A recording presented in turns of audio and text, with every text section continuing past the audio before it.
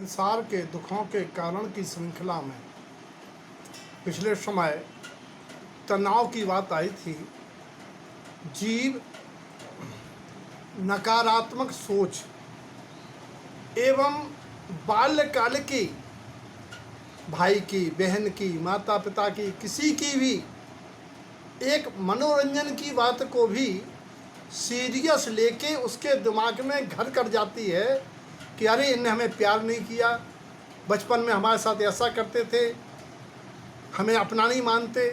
कुछ भी नाना प्रकार के कारणों से ये जीव तनावग्रस्त रहता है।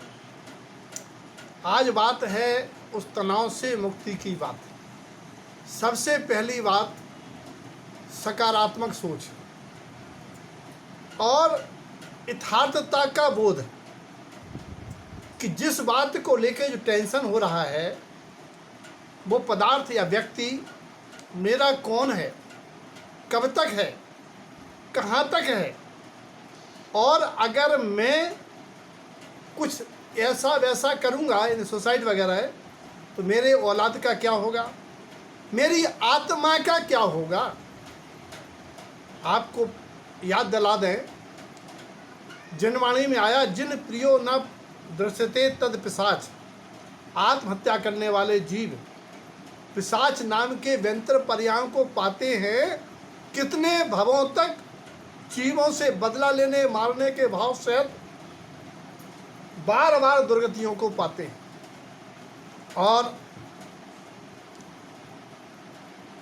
तनाव मुक्त होने का उपाय है जो स्वयं को पसंद हो वह सबको दो, और जो स्वयं को पसंद ना हो वह किसी को मत दो। यानी वही व्यवहार करो जो तुम्हें दूसरों से पसंद है। तीसरी बात, अपना दाम्पत्य जीवन सुखमय बिताओ। ये विषय गंभीर है, इसको आगामी समय में खुलासा कर किया जाएगा।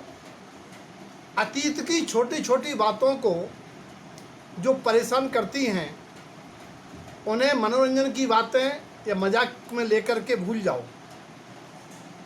और लोग कुछ भी करते हैं समझदारी पूर्वक, अच्छे के लिए, सुख के लिए, लेकिन सत्ता में पड़े हुए कर्म के उदय से जब वो मनमाफिक प्रतिकूल नहीं होता है तो जीव अपने अंदर अपनी गिल्टी कॉन्शियस, अपने को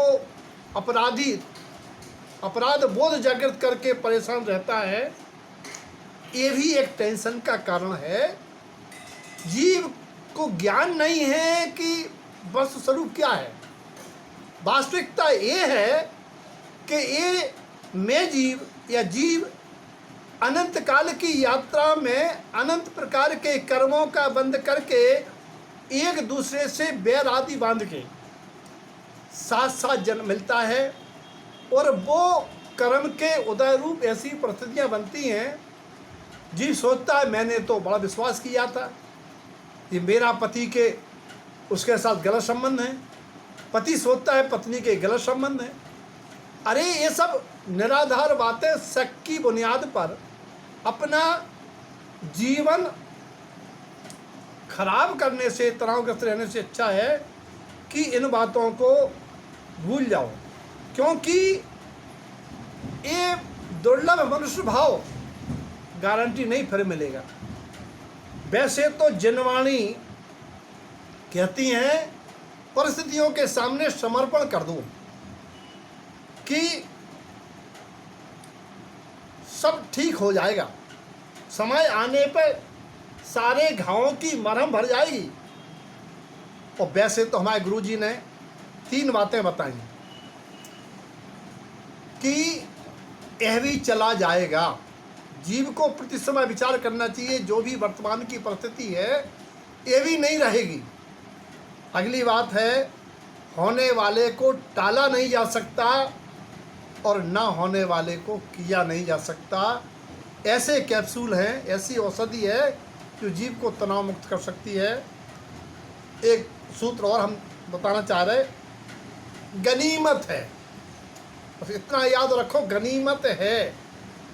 दुनिया में कितने महापुरुषों पर, सतियों पर कैसे कैसे उपसर्ग आए, क्या अंजना सती को लांछन लगा, सीता सती को पति ने गर्भावस्था में निकाल दिया, ये लोग तनाव में नहीं क्या, या धर्म की शरण में आके इन्होंने अपने आत्मकल्याण का मार्ग बनाया। इसीलिए यही मानना चाहिए गनीमत है। एक छोटी सी कहानी, एक सांड आ रहा था, बोला बैल, राजा, एक उधर से राजा आ रहा था, सकरी गली थी, राजा कहता ए सांड हट, मैं राजा, हट जा। सांड कहता तू राजा, मैं महाराजा, आ जा। कर्म सांड हैं, परिस्थितियाँ कर्मोदयजन्य हैं, परिस्थिति बदली नहीं जा सकती। राजा चबूतरे पे खड़ा हो गया, तुम परिस्थिति बदल नहीं सकते, तुम्हारे बस में नहीं है, बस मना स्थिति संभालो। हमारे गुरुजी का मुख्य हमारे लिए एक विशेष सूत्र है, परिस्थितियों से समझौता करके सकारात्मक सोच के साथ इन द्रव्यों से भिन्न मान के आनंद में रहो। आनंद में रहने में ही कल्याण है। एक कहानी है, आगामी समय में चर्चा करेंगे, यह भी चला जाएगा, इसके ऊपर भी एक कहानी है। और इस विषय को सुखमय दाम्पत्य जीवन का उपाय क्या है, इन विषयों को आगामी समय में, क्योंकि नरभव सबल बनाना है तो आनंद में रहना है।